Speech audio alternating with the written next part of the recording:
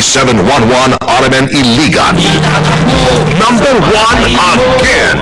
Taon-taon niyo na po kaming binibigyan ng karangalan na kayo'y aming paglingkuran ng buong puso't katapatan. Taon-taon nang walang kapantay ang suportang inyong bigay. Kaya't salamat ng marami. Muli at muli at muli.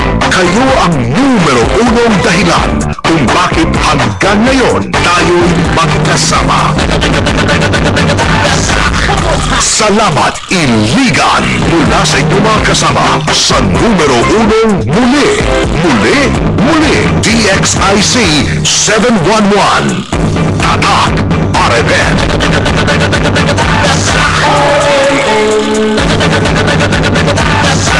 Sa radyo mo. Ito ang DXIC 711 sa Iligan, numero 1, Tatak RMN.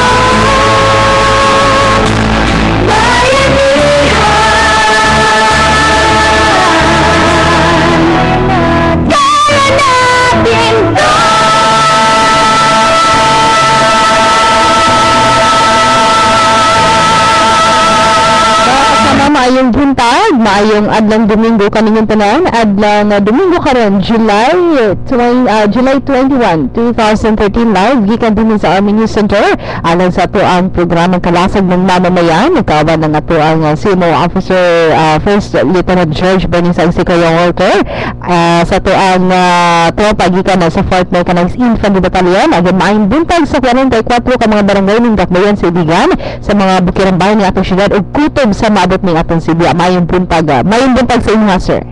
Mayong buntag kasamang Jesse Chris o mayong buntag Kuya Walter.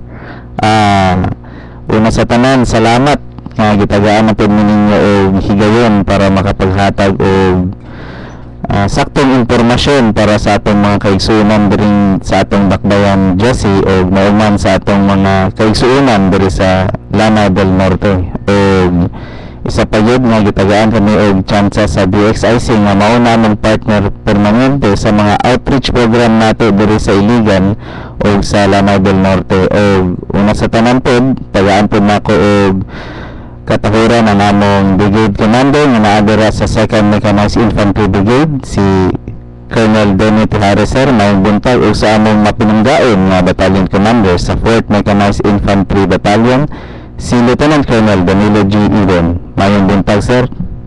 Okay, og karon kauban nato si Kuya Walter aron sa paghatag sa ato ang mga ika nga headline.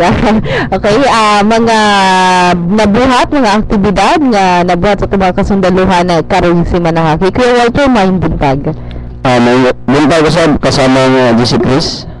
Ako lang isgutan ang ato ang kasundaluhan karon ug unsa ang ilang itong trabaho karon sa ato ang area of responsibility. Ang atong kasundaluhan karon napadayon gyapon sila sa ilang checkpoint Island Security Operation diya sa Barangay Nangka area gani sa Baloi ug sa Barangay Rabukon sa area ni siya sa Municipality of Linamon ug sa Barangay Poblacion Matunggao. Kining tanan sakop kini sa Lanao del Norte. Og ato gyapon ka partner ang ato ang 15 ID, 35 ID diya sa area nga kapadayon gyapon sila og security para ma-monitor nato nga kinsa katong mo sulod og magawas diri sa ato ang area, mapadayon ang ato ang kalinaw diri sa ato ang area. Og kapadayon gyapon ang atong mga kasundaluhan karon sa pagpaniling sa mga IED diya sa ato ang lugar nga dunay mga dili nato malikayan nga mga dunay mga area na delikado. Napadayon gyapon ang atong mga K9 units diya sa area o ang ato ang bayanihan team diya sa mga suok-suok na lugar. Napadayon gyapon sila nga mutabang kaninyo kutob sa ilang matabang ug ang dunay gyapon kita yung mga tarpaulin nga plaster diya sa mga area diya sa atong lugar na agi ni sa mga IED awareness o mga strategic location within the EO nga nakabutang dito kung sa mga reward. Kung gusto ninyo mahisgutan tayo kung sa atong mga reward yung pangbutan dito, pwede mo matawag sa atong hotline number sa Port Mike 0906 4411 o sa Portipos Mike diya base kini diya sa Dalipuga 0917-7205-055 o kaya atong kasanuluan gyapon sa Port Mike kapadayon gyapon sa ato ang Thai position kada Sabado diri sa atong Price Plaza o sa Campintoy. Mangayo may pasensya atong naging ribes wala ta mga kandak dito og Taibo dili nato manggod malikayan ang doon tayo mga kakulian nga dili nato malikayan mo ito nga wala ta maka padayon natong ribes. Akong langyo sunod Martes o ribes diya sa Campintoy Suarez padayon gyapon sa atong Taibo o sa kada Sabado diya sa atong Price Plaza 5:30 gyapon sa buntag. O mayroon to kasama na GC Chris. Okay, daghang salamat Kuya Walter no katay mo mga gipang-mention sa unahan mo to ang hisgutan karong adlaw. Pero ang pinaka-kuan nato karon no ato ang hisgutan gyud first ang kabahin ni adtong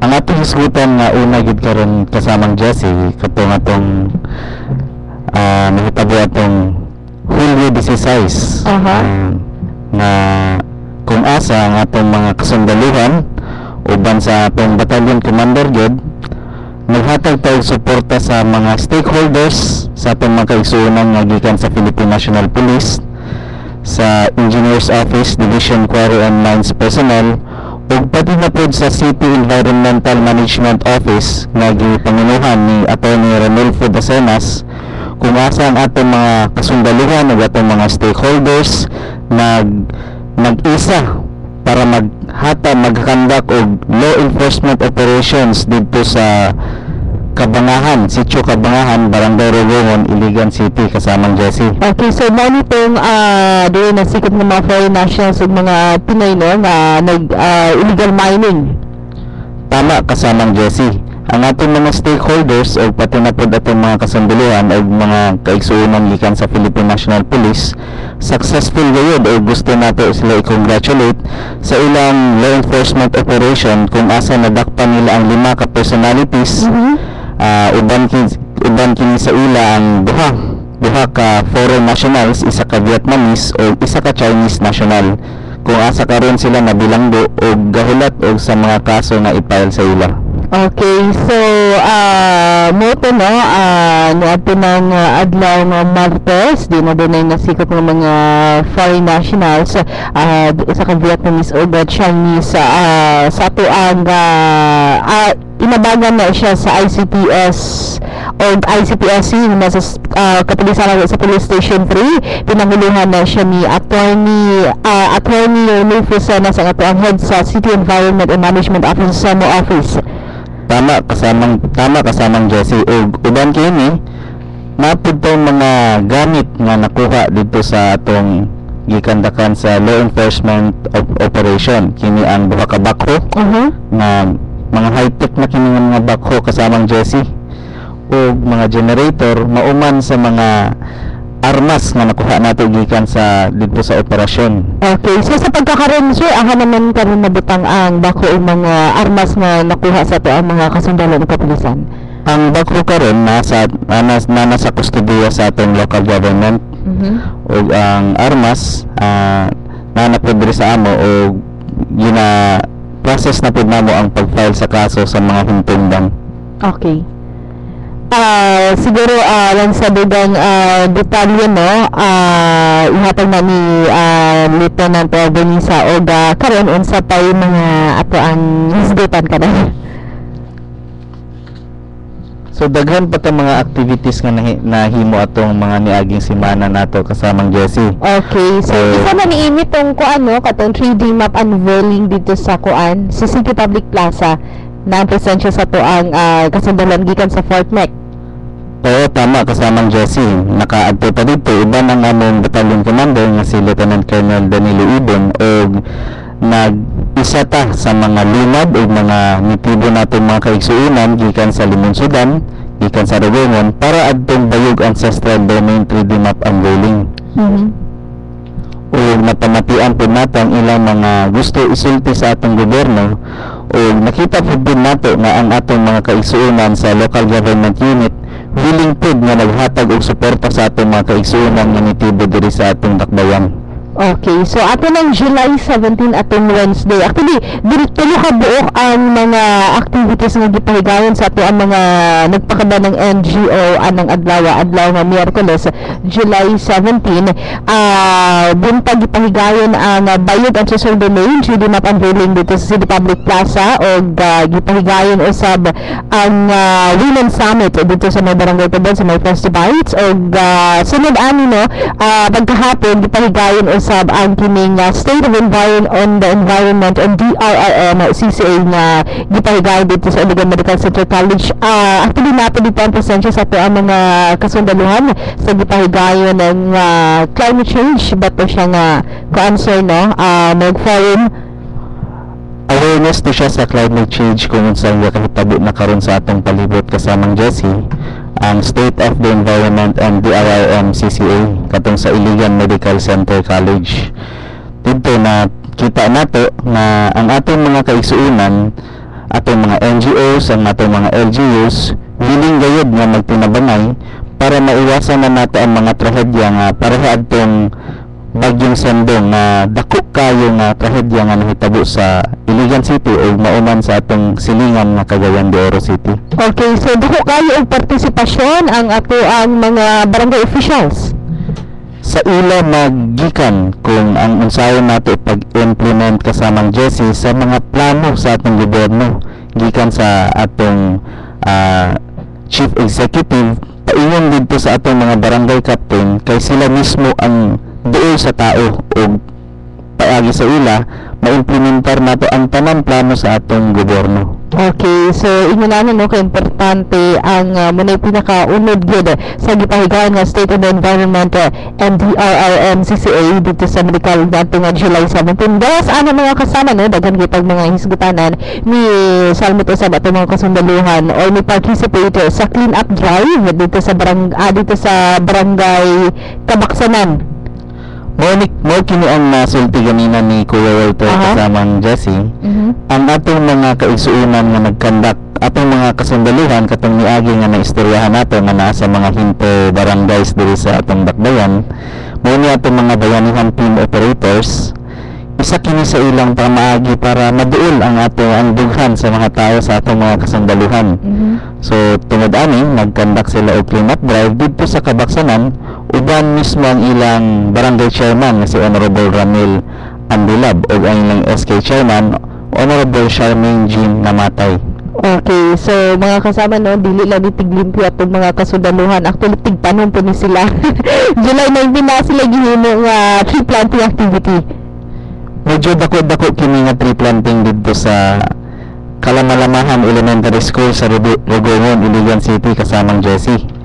Uban nato mismo ang atong commander sa 2nd Mechanized Infantry Brigade nga si Colonel Benito Harris o patipod ang atong battalion commander sa 4th Mechanized gikan diri sa syudad na nakakita sa barangay Rogongon para magkandak adtong joint tree planting activity in relation sa watershed improvement dito sa Rogongon o uban ani sa atong aktibidad nagpahatag pud kita og feeding activity o distribution of ice cream in partnership with the St. Teresa Avila Learning Center diri sa Iligan City kasamang Jessie. Okay, so laktod na istorya sa Banisa no, dili lang tiglimpyo, tigpanom o tigpahigayon ng mga feeding program, mga runners po ng mga sundalo dito sa itong mga panland diri sa Iligan, tighatag po mga ice cream no. Okay, so bahas ana sa mga aktibidad sa Banisa no, na mga dila usab sa mga barangay. Actually gaapil po ni sila mga kasama og tanang mga basketball like sa inyong apilan dito sa ito nga barangay sir? Kagabi na okay, kagabi sa dito sa barangay Kiwalan diri man sa atong dakbayan. Ang atong mga kasundaluhan nagpartisipar sa ilang moabutay mga piyesta. So kita nagpurma pud tayong isa ka team para makipagdula sa atong mga kaigsuonan sa atong mga stakeholders para i-celebrate ang ilang upcoming piyesta dira sa Kiwalan. Okay, so wala pagdapig-dapig ang mga winners. Nagikan. Ang mga winners nato una gikan sa Lafarge o ang atong unit na 4th Mechanized Battalion. Okay, so congratulations sa atong mga mananaog no. O gados ana pud no, so Banisa ni panggayon usab og kining gitawag nga IED paneling. Continuous ang atong IED paneling kasamang Jessie labi na yun sa atong mga upcoming activities diri sa atong dakbayan sa syudad. Isa na kini ang atong every weekend nga night cafe diri sa Iligan City. Ang atong mga K9 units pati na pod ang atong mga EOD padayon ang ilang pagkandak o IED paneling o sa sama sa nasulti na namo sa niagi. Ang IED paneling mao kini ang atong paggamit sa atong mga trained K9 nga mga ero diri sa atong unit para ma-identify nato ang mga gamit nga naa sa palibot sa night cafe o masigurado nato nga walay bomba, walay mga improvised explosive device nga nakabutang sa atong mga lugar diri sa syudad. Okay, so dako gid kayo ni siya og tabang no sa tuang mga katawan hilabi ng mga tao nga naara sa palibot kung naay mga aktibidad, naay mga programa nga ipigayon sa usa ka lugar. Oo, kasamang Jessie. Wala pod kini ang matong mga kasunduluhan, wala pod hatag o mga aksyon nga makabaot sa atong mga katawhan diri. So padayon ang among mga activities para sa pagsuporta sa mga selebrasyon nato diri sa Iligan City o mauman sa atong mga munisipyo nga nakasakupan sa Lanao del Norte. Okay, so sama sa giingon ka ganina ni Kuya Walter ang bisag unsa kadaghan ang mga aktibidad, mga programa sa mga kasundaluhan din sa Dakoya sa Iligan. Nagyapon sila yung mga kaugalingon ng programa sa mga katawhan sa mapagpahigayon ang mga tribal session.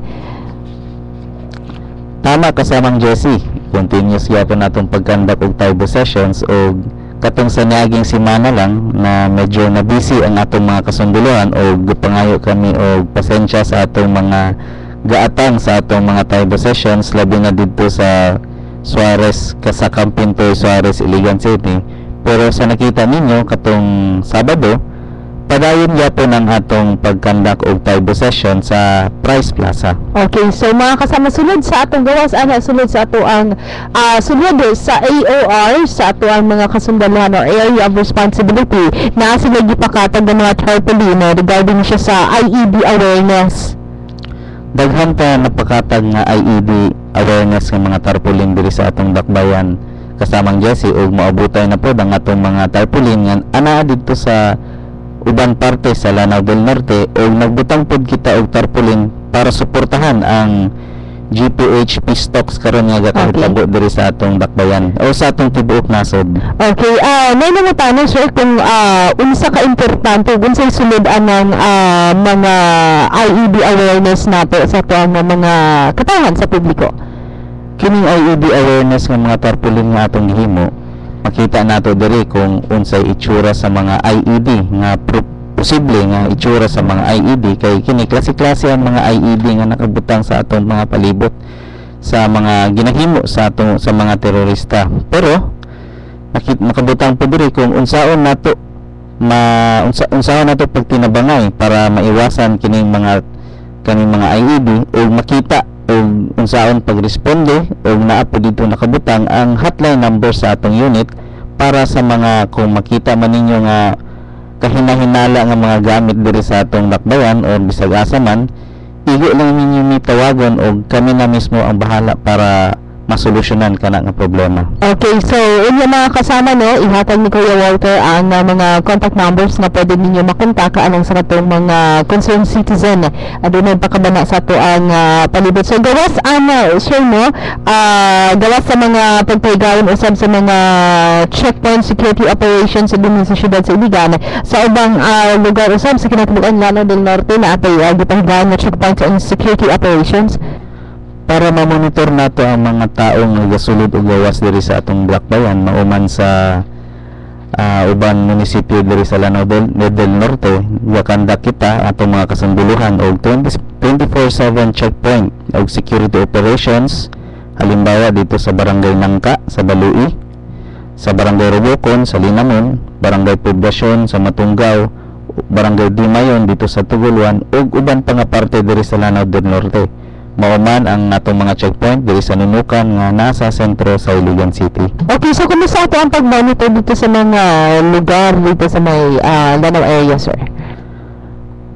Normal naman ang sitwasyon dito kasamang Jessie ug uban man nato ang atong mga kaisunan gikan sa Philippine National Police kay ang buot nga timong diri sa mga sundalo is suporta lang ta sa mga security operations nga mao'y ginakandak pod sa atong mga Philippine National Police nga mga partner sa security operations. Okay, so buto tanan no mga kasama ang mga aktibidad, mga programa nga gipayud katong semana sa ato mga kasundaluhan gikan sa Fort Mechanized Infantry Battalion. Ug karon ato sigurong ipahibalo atong mga listeners sir kung regarding sa ipahigayon nga free registrations and screening for examination sa OCS o OPC karong July 29. Kasabang Jesse sa akong nasturyo na pod sa miaging semana karon July 29 ang ato mga kauban sa serbisyo nga na-assign sa Manila ang Army Recruitment Center magpahigayon og free registration og screening sa July 29 diri sa atong City Plaza lang. Kini mao ang screening ginatan-aw nato kung kinsa ang pwede mag-take og exam para sa OCS o OPC. Pag-isulti nato og OCS mo kini ang Officer Candidate School ug ang OPC mo niyang Officer Preparatory Course mao kini ang duha ka pamaagi kung unsahan pagsulod sa pagka-opisyal diri sa Philippine Army kasamang Jesse. Okay, so muna na OCS and OPC. So wala naka-monitor natong nakalabayang Domingo. Pag-abot nila dito sa City Public Plaza July 29, na ba sila yung mga pandalong requirements or unsa idahang buhaton sir? Una sa tanan kasamang Jesse dalo nila ilang kaugalingon. Mauman ang mga requirements nga ang transcript of records, ang diploma, ug ang picture, valid IDs ug ang ilang MS or birth certificate. Okay. So, narabay uban no kanang sobraan ka excited dalo na ang mga requirements dili man kaugaling. Kasamang Jesse, importante yung nga dalo nilang ilang kaugalingon una bago ang atong mga requirements. Okay, so kinahanglan gyud presentable.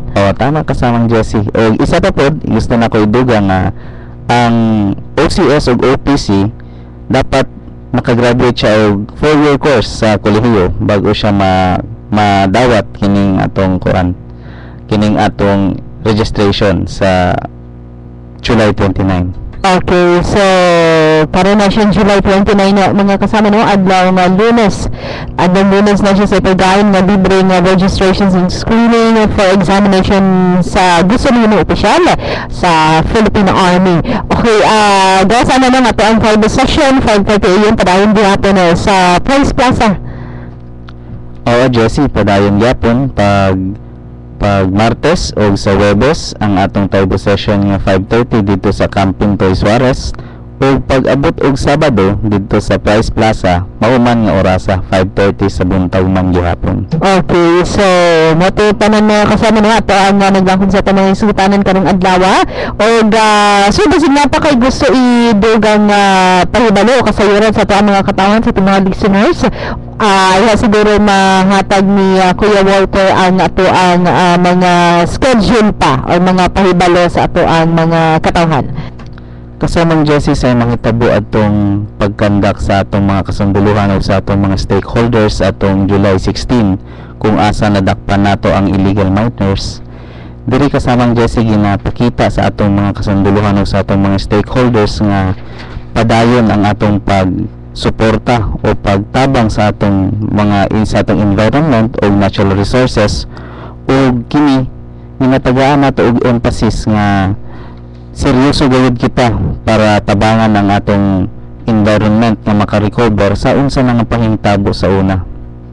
Okay, so moto siya no tanan mga kasama o gawas ni atong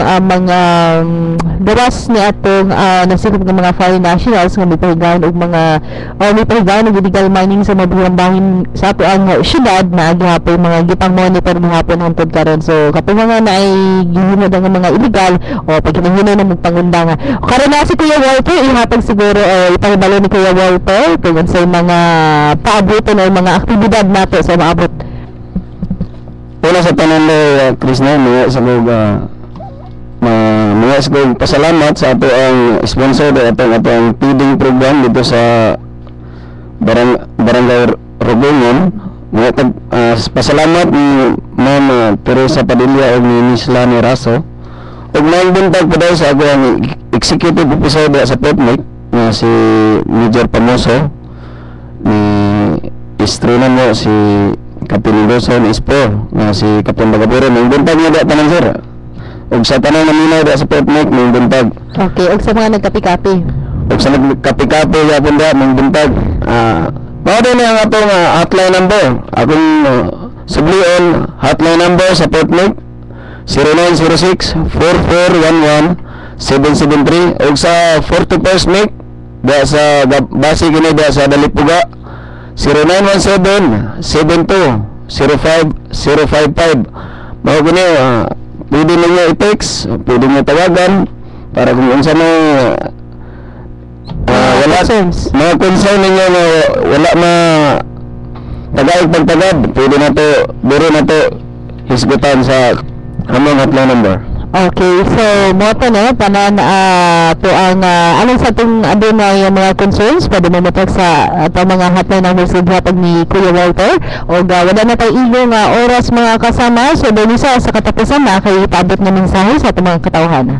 Kasamang Jesse ug sa ato mga kaigsuonan ang 4th Mechanized Battalion kauban ang 2nd Mechanized Infantry Brigade padayon nga nagasuporta sa mga stakeholders nato diring syudad para napod sa tibok sa Lanao del Norte padulong sa kalambuan para sa Philippine Army ang atong pagtinamayay para sa masulbad ang kagubot ug dili pag sinabtanay ang maulang nga solusyon para matagamtaman nato ang tinuod nga kalinaw.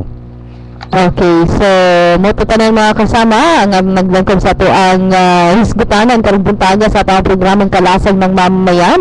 Hangtod sa sunod Domingo magmanuban gyapon ta sa susamang oras sa atong programang Kalasag ng Mamamayan. Kauban nga po ang 4th Mechanized Infantry Battalion og karon sunod sa alas 8 sa buntag atangin ninyo ang po ang mga higala gikan sa Philippine Information Agency si Mr. Classes ug si Ma'am Ray Gaburi alang sa atong Action Line program karong alas 8 sa buntag musunod sa atong programa. Hangtod sa sunod Domingo kini si kasamang Jessica Chris Kinabatot Tapak RMN.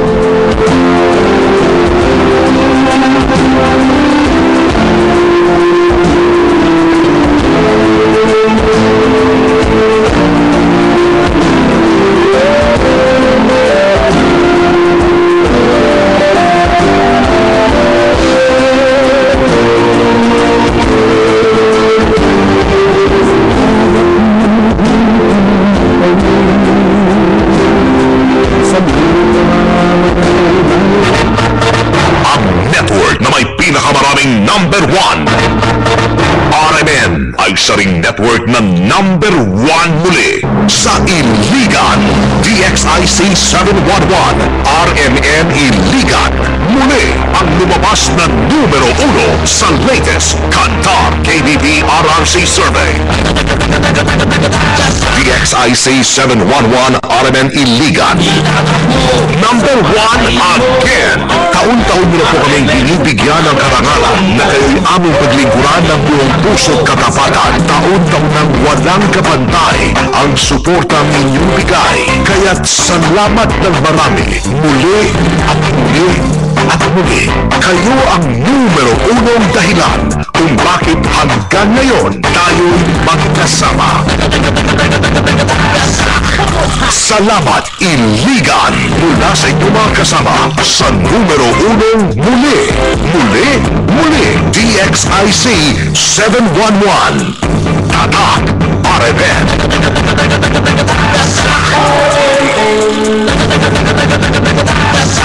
Sa radyo mo ito ang DXIC 711 sa Iligan numero